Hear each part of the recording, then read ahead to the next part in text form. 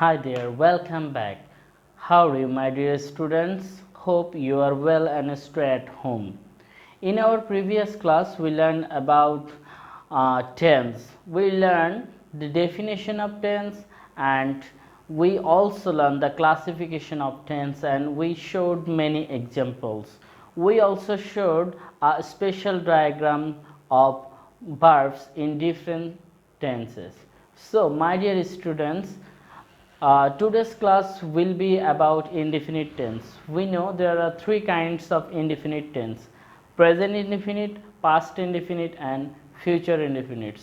So, my dear students, in today's class we learn up to bottom about indefinite sentence. So, my dear students, let's start tense for 10.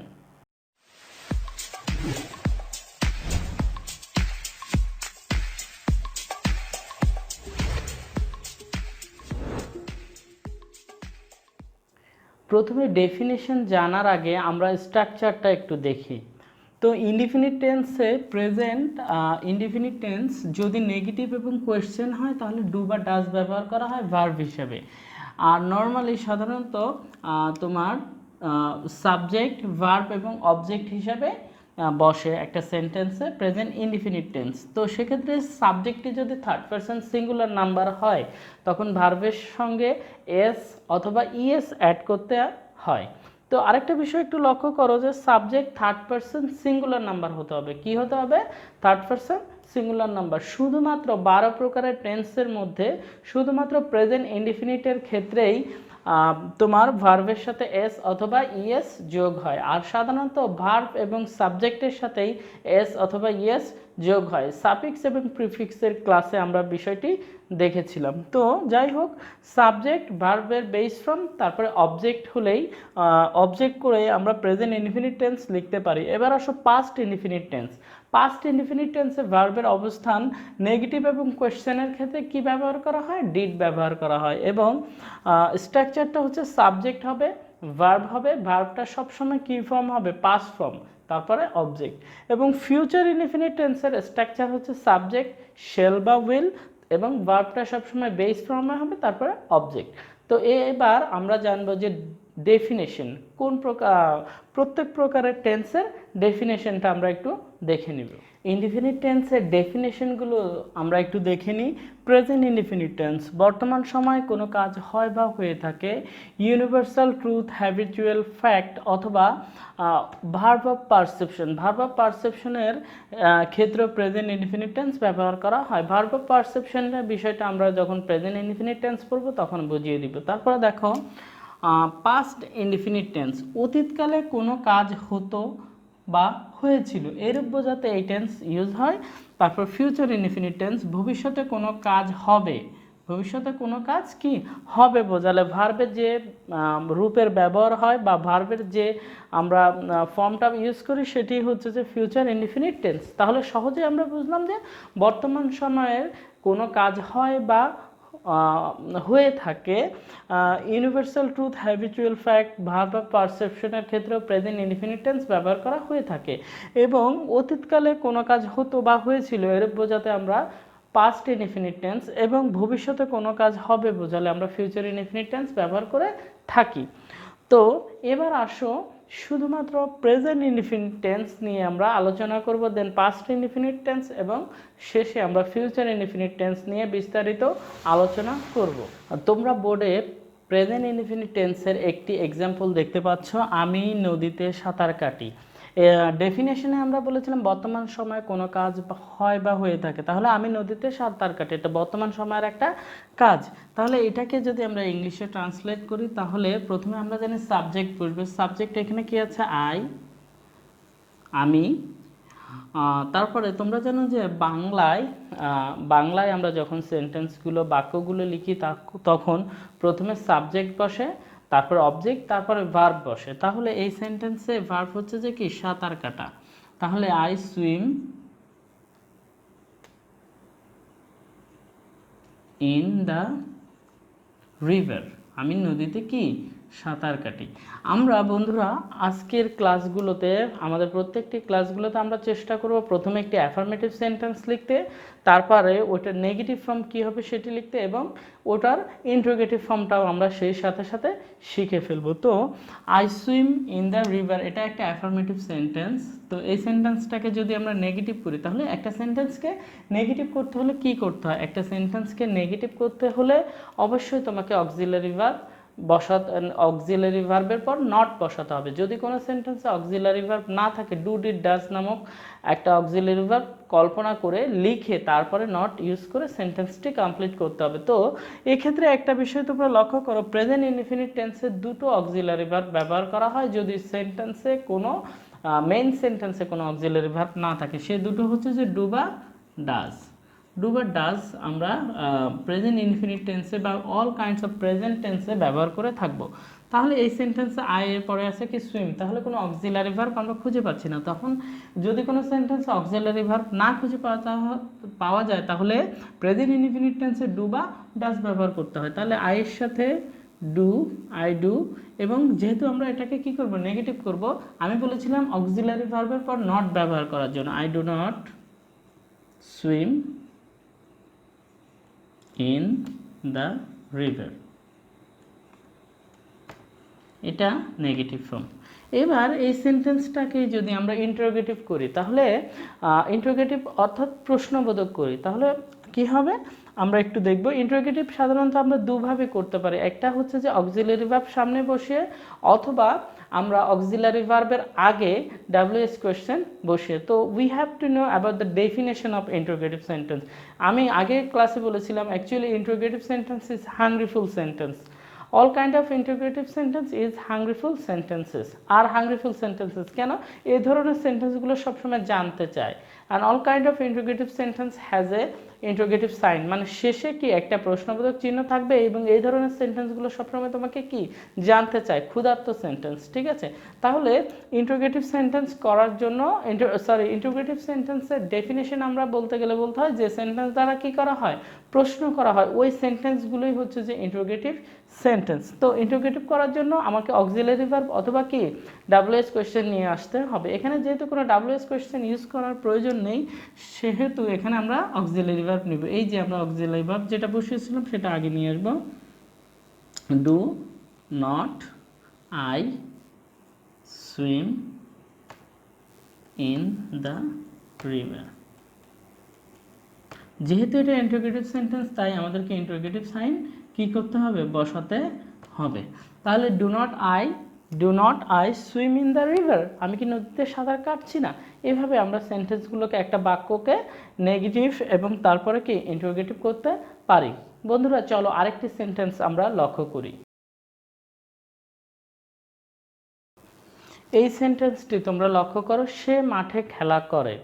তো আমরা একটু লিখি, translate করি ইংলিশে। এটি যেহেতু present indefinite sentence, he play in the field. বন্ধুরা লক্ষ্য করো, আমি কি লিখেছি, হি প্লে ইন দ্য ফিল্ড, কিন্তু প্রেজেন্ট ইনডিফিনিট টেন্সের একটি স্ট্রাকচার আছে। আমি আগেই বলেছিলাম 12 প্রকারের প্রেজেন্ট টেন্সের মধ্যে শুধুমাত্র প্রেজেন্ট ইনডিফিনিট টেন্সেই ভার্বের সাথে এস অথবা ইয়েস যোগ হয়। তো দেখো, he plays, he third person singular number, তাই হির সাথে কি হবে, এস হবে। He plays in the field. এখন থার্ড পারসন সিঙ্গুলার নাম্বার কোনগুলো? আমরা মজা করে বলি, আই এবং ইউ ছাড়া সিঙ্গুলার ফর্মে আই এবং ইউ ছাড়া, আই এবং ইউ মানে আমি আর তুমি ছাড়া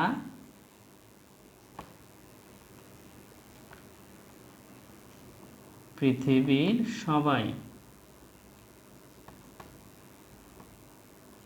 থার্ড পারসন। তাহলে আমি তুমি ছাড়া, একটু মজা করে বলি মনে রাখার জন্য, আমি এবং তুমি ছাড়া পৃথিবীর সবাই কি থার্ড পারসন। তো এখানে হি আমিও না তুমিও না, তার মানে হির সাথে কি হবে, he third person. Third person হলে ভার্বের সাথে এস বাই এস যোগ হবে। এটা হচ্ছে অ্যাফার্মেটিভ সেন্টেন্স। চলো এটাকে যদি আমরা নেগেটিভ করি তাহলে কি হয় একটু দেখো। এই প্রেজেন্ট ইনডিফিনিট সেন্টেন্সটাকে আমরা কি করব, নেগেটিভ করব।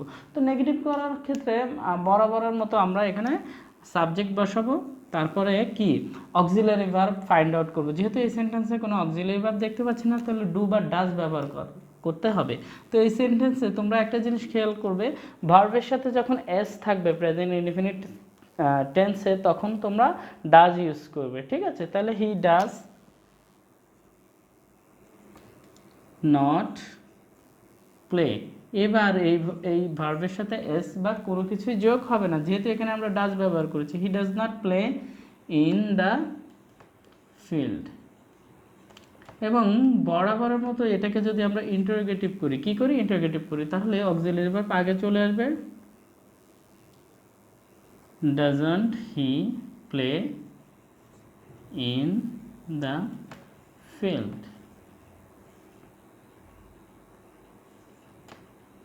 এটা হচ্ছে যে কি ইন্টারোগেটিভ সেন্টেন্স। তো বন্ধুরা, এভাবে নর্মালি আমরা প্রেজেন্ট ইনডিফিনিট টেন্সগুলো করতে পারি। তো প্রেজেন্ট ইনডিফিনিট টেন্সের আরও কিছু সাধারণ এবং কি ব্যতিক্রমধর্মী ব্যবহার রয়েছে, আজকের ক্লাসে আমরা সেগুলো জানার চেষ্টা করব। চলো প্রেজেন্ট ইনডিফিনিট টেন্সের কিছু সাধারণ ব্যবহার আমরা দেখি। আমি এখানে বোর্ডে কিছু কমন ইউজেস প্রেজেন্ট ইনডিফিনিট টেন্সের যে কমন আমরা যে সাধারণ যে ব্যবহারগুলো রয়েছে সেগুলোকে ভাগ করে লিখেছি। সাধারণত তিনটি ভাগে এই কমন ইউজগুলো ব্যবহার করা বা কমন সাধারণ সেন্টেন্সগুলো আমরা ব্যবহার করে থাকি। যেমন ধরো বর্তমান সময়ে সাধারণ ঘটনা, এরকম অনেক সাধারণ ঘটনা আছে। সে বই পড়ে, তারা মাঠে খেলাধুলা করে, এরকম কিছু সেন্টেন্স হচ্ছে যে বর্তমান সময়ে সাধারণ ঘটনা। তাহলে কি লিখতে হয়? সে বই পড়ে, হি রিডস। যেহেতু he third person singular number, সেহেতু ভার্বের সাথে এস হয়েছে, হি রিডস এ বুক। আরেকটি বিষয় তোমরা দেখো, সেটা হচ্ছে যে ইউনিভার্সাল ট্রুথটাও হচ্ছে যে কি সাধারণ বর্তমান সময়ের কি একটি ঘটনা, সেহেতু এবং এটা প্রেজেন্ট ইনডিফিনিট টেন্সের মধ্যে ডেফিনেশনের মধ্যে পড়েছে। যেমন সূর্য পূর্ব দিকে ওঠে, এটা একটা ইউনিভার্সাল ট্রুথ বা চিরন্তন ঘটনা। পৃথিবী যতদিন থাকবে ততদিন সূর্য পূর্ব দিকেই উদিত হবে, এটার কোনো ব্যতিক্রম ঘটবে না। তো যে কথাগুলো ব্যতিক্রম ঘটবে না এবং যে কথাগুলো সবসময় একই থাকবে পৃথিবীর আদি থেকে অন্ত পর্যন্ত, সে কথাগুলোই হচ্ছে যে কি চিরন্তন সত্য বা ইউনিভার্সাল ট্রুথ। এবং এই সেন্টেন্সগুলো প্রেজেন্ট ইনডিফিনিট টেন্সে ব্যবহার করা হয়ে থাকে। তাহলে দ্য সান যেহেতু থার্ড পারসন এবং সিঙ্গুলার নাম্বার, সেহেতু ভার্বের সাথে রাইজেস ইন দ্য ইস্ট। আরেকটি সেন্টেন্স তোমরা দেখো, হ্যাবিচুয়াল ফ্যাক্ট বা অভ্যাসগত যে বিষয়গুলো, সেগুলো প্রেজেন্ট ইনডিফিনিট টেন্সের মধ্যে ব্যবহার করা হয়ে থাকে। সে প্রতিদিন সকালে ভ্রমণ করে, তাহলে হি ওয়াক্স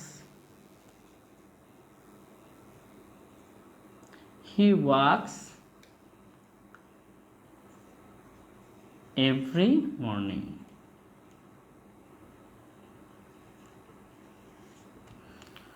তো স্টুডেন্টস, তোমরা একটা বিষয় খেয়াল করেছো যে এখানে আমি লিখেছি কি কমন ইউজ। তাহলে সাধারণ কিছু ব্যবহার আমরা দেখলাম প্রেজেন্ট ইনডিফিনিট টেন্সের। এবার আমরা প্রেজেন্ট ইনডিফিনিট টেন্সের কিছু ব্যতিক্রমধর্মী ব্যবহার দেখব। সেই সাথে সাথে আমরা ভার্ব অফ পারসেপশনের যে নিয়মটা আমরা ডেফিনেশনে বলেছিলাম, যে ভার্ব অফ পারসেপশন হলে সেগুলো প্রেজেন্ট ইনডিফিনিট টেন্স হয়, সে বিষয়টি সম্পর্কে জানবো। ওকে বন্ধুরা, প্রেজেন্ট ইনডিফিনিট টেন্সের কিছু স্পেশাল ব্যবহার রয়েছে, সেই স্পেশাল ব্যবহারগুলো আমরা জানবো। আমি আগের ক্লাসেই বলেছিলাম, যারা টেন্স সম্পর্কে যাদের প্রাইমারি বা প্রাথমিক জ্ঞান আছে তাদের জন্যই আজকের ক্লাসটা, এবং সেই ক্লাসটা হচ্ছে যে ক্লাস 9 এবং 10-এর জন্য। তাহলে দেখো স্পেশাল ব্যবহার, স্পেশাল ইউজ। তো আমি এই যে নিকট ভবিষ্যৎ বা নিয়ার ফিউচার, নিত্য সংঘটিত কাজ, অতীতের ঐতিহাসিক ঘটনা বা ভার্ব অফ পারসেপশন। আরেকটা আছে হচ্ছে যে নন conclusive verb.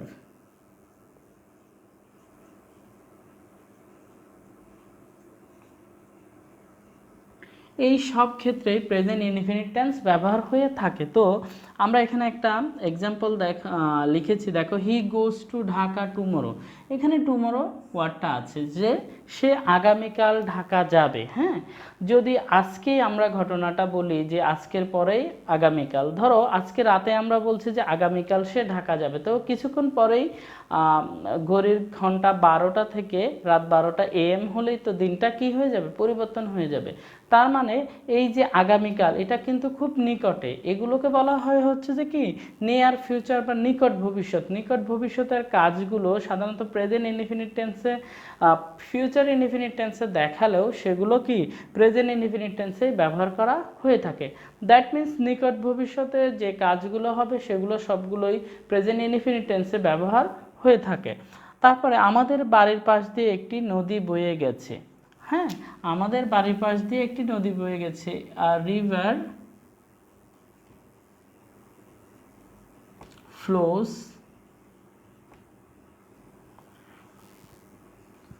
By our house. তোমরা লক্ষ্য করলে দেখতে পাবে আমাদের বাড়ির পাশ দিয়ে একটি নদী বয়ে গেছে।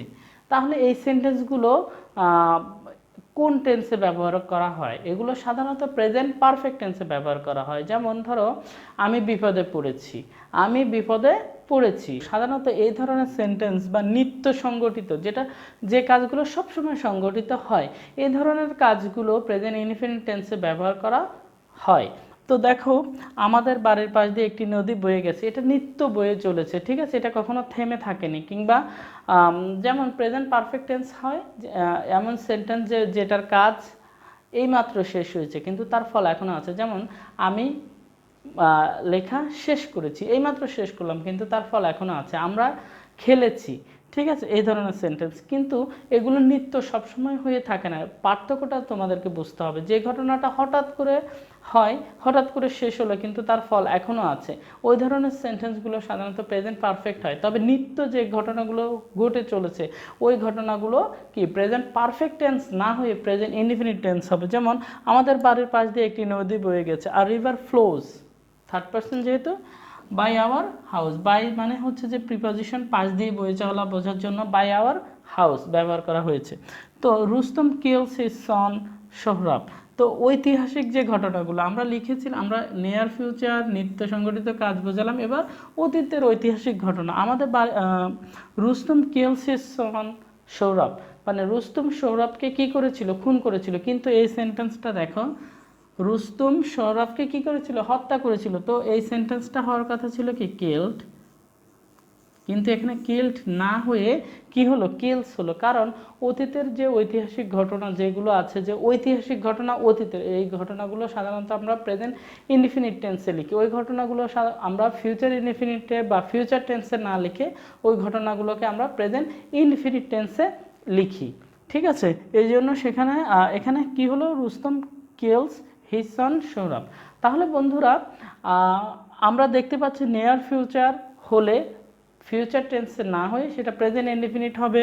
তারপরে নিত্য সংগঠিত কাজগুলো প্রেজেন্ট পারফেক্ট টেন্সে না হয়ে প্রেজেন্ট ইনডিফিনিট টেন্স হবে, এবং ঐতিহাসিক ঘটনাগুলো ফিউচার টেন্সে না হয়ে তোমার প্রেজেন্ট ইনডিফিনিট টেন্সে ব্যবহার করা হয়ে থাকে। এবার আসো ভার্ব অফ পারসেপশন, যে বিষয়টা খুবই গুরুত্বপূর্ণ। এই ভার্ব অফ পারসেপশন নিয়ে এখন আমরা আলোচনা করব। পারসেপশন শব্দটার অর্থ হচ্ছে যে আবেগ। তো ভার্ব অফ পারসেপশন কি? আমরা জানি আমাদের পঞ্চ ইন্দ্রিয় হচ্ছে যে কি, eye, ear, nose, tongue and skin, ঠিক আছে। তাহলে ভার্ব অফ পারসেপশন হচ্ছে যে আমাদের পঞ্চ ইন্দ্রিয় সংক্রান্ত যে ভার্বগুলো আছে সেগুলোকে বলা হয় ভার্ব অফ পারসেপশন। এই ভার্ব অফ পারসেপশন হলে কি হয় সেটি জানার আগে আমরা এই পঞ্চ ইন্দ্রিয় সংক্রান্ত ভার্বগুলো একটু দেখে নিই। সি, যেটা আমরা চোখে দেখি, আমাদের একটি পঞ্চ ইন্দ্রিয়। হেয়ার, আমরা কানে যেটা শুনি। তারপরে স্মেল, নাক, টেস্ট, জিহ্বা, এবং ফিল, ত্বক বা আমাদের স্কিন, যেটার মাধ্যমে আমরা কোনো কিছুকে কি করি, ফিল করি। তাহলে এই যে পঞ্চ ইন্দ্রিয় সংক্রান্ত যে ভার্বগুলো আছে, তাছাড়া আরও কিছু ভার্ব আছে, যেমন নোটিস, তারপর অবজার্ভ, নোটিস লক্ষ্য করা, অবজার্ভ পর্যবেক্ষণ করা, রিকগনাইজ কি চিনতে পারা। তো এই তিন প্রকারের সেন্টেন্স সহ যে আমাদের পঞ্চ ইন্দ্রিয় সংক্রান্ত যে ভার্বগুলো আছে, এগুলো দিয়ে যদি কোনো সেন্টেন্স আমরা তৈরি করি, ওই সেন্টেন্সগুলো সাধারণত present perfect, present continuous tense না হয়ে প্রেজেন্ট ইনডিফিনিট টেন্স হয়। তো যেমন ধরো আমি একটি পাখি দেখছি, হ্যাঁ, আমি একটি পাখি দেখছি, এই সেন্টেন্সটা লক্ষ্য করলে তোমরা দেখবে দেখছি, দ্যাট মিন্স এটা হওয়ার কথা ছিল কি প্রেজেন্ট কন্টিনিউয়াস টেন্স। কারণ কোনো প্রেজেন্ট কন্টিনিউয়াস টেন্সের এক্সাম্পল যদি ডেফিনেশন যদি আমরা জানি তাহলে দেখবো যে বর্তমান সময় যে চলমান যে আছে কাজগুলো সেগুলো প্রেজেন্ট কন্টিনিউয়াস টেন্স। বর্তমান সময় যে কাজ হচ্ছে বা চলছে দ্যাট মিন্স কন্টিনিউয়াস একটা প্রসেসিংয়ের মধ্যে আছে, ওই কাজটাই হচ্ছে যে কি প্রেজেন্ট কন্টিনিউয়াস টেন্স। কিন্তু এই যে দেখো আমরা দেখছি, এই যে আমি একটি পাখি কি দেখছি, এই সেন্টেন্সটাও কিন্তু দেখতে প্রেজেন্ট কন্টিনিউয়াস টেন্সের মতো, কিন্তু যেহেতু এটা দেখা আমরা চোখ দিয়ে দেখি, চোখটা হচ্ছে যে পঞ্চ ইন্দ্রিয় সংক্রান্ত, তো সেক্ষেত্রে আমরা কি হবে দেখো লক্ষ্য করি সেন্টেন্সটি আই সি এ বার্ড, আমি একটি পাখি দেখি এরকম হবে না, এটা হবে আমি একটি পাখি দেখছি। তার মানে পঞ্চ ইন্দ্রিয় সংক্রান্ত যে ভার্বগুলো আছে সেগুলো প্রেজেন্ট ইনডিফিনিট টেন্সের হয়, যদিও সেগুলো প্রেজেন্ট কন্টিনিউয়াসের মতো কাজ করে থাকে। এরকম আরও কিছু সেন্টেন্স আছে, আমি সেগুলো বলছি। যেমন ধরো আমি তোমাকে শুনছি,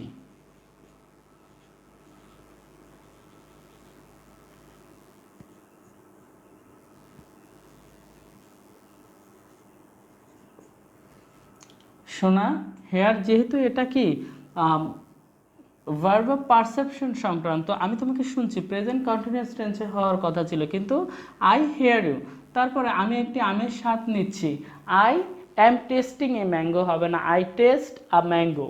তারপরে যেমন ধরো আমি একটি ফুলের ঘ্রাণ শুঁকছি অথবা আমি একটি ফুল শুঁকছি, তাহলে সেটা কি হবে I am smelling a flower হবে না, আই স্মেল আ ফ্লাওয়ার, কারণ এটা কি ভার্ব অফ পারসেপশনে আছে। যেমন ধরো আমি তোমাকে অনুভব করছি, আই এম ফিলিং ইউ এরকম হবে না, আই ফিল ইউ এমন হবে। তার মানে বোঝা যাচ্ছে যে ভার্ব অফ পারসেপশন খুবই গুরুত্বপূর্ণ একটি বিষয়। অনেকগুলো এখানে অনেকগুলো ভার্ব আছে যেগুলো যেমন ধরো নোটিস, অবজার্ভ, রিকগনাইজ সহ আরও কিছু মানসিক সংক্রান্ত অথবা আবেগ সংক্রান্ত ভার্ব আছে, সেগুলো সাধারণত প্রেজেন্ট কন্টিনিউয়াস টেন্সে না হয়ে প্রেজেন্ট ইনডিফিনিট টেন্সে হয়। আর প্রেজেন্ট ইনডিফিনিট টেন্সে ব্যবহৃত এই সকল পঞ্চ ইন্দ্রিয় সংক্রান্ত যতগুলো ভার্ব আছে সবগুলোকেই একত্রে ভার্ব অফ পারসেপশন বলা হয়। ভার্ব অফ পারসেপশন ভার্বের ক্ষেত্রে বা প্রেজেন্ট ইনডিফিনিট টেন্সের ক্ষেত্রে একটি গুরুত্বপূর্ণ বিষয়। এবার আমরা জানব নন কনক্লুসিভ ভার্ব। বন্ধুরা, নন কনক্লুসিভ ভার্ব হচ্ছে যে এমন কতগুলো ভার্ব, যেমন আমরা একটু আগে পড়লাম কি verb of perception, verb of পারসেপশনের মতো এমন কতগুলো ভার্ব রয়েছে যেগুলো প্রেজেন্ট কন্টিনিউয়াস টেন্সে ব্যবহৃত না হয়ে প্রেজেন্ট ইনডিফিনিট টেন্সে ব্যবহৃত হয়। এ ধরনের ভার্বগুলোকে বলা হয় কি নন কনক্লুসিভ ভার্ব। সাধারণত এ ধরনের ভার্বগুলো মানসিক অবস্থা মানে হচ্ছে যে মেন্টাল স্ট্যাটাস, তারপরে পারসেপশন, অ্যাওয়ারনেস, এই ধরনের কিছু অনুভূতি বা অবস্থা নির্দেশ করে।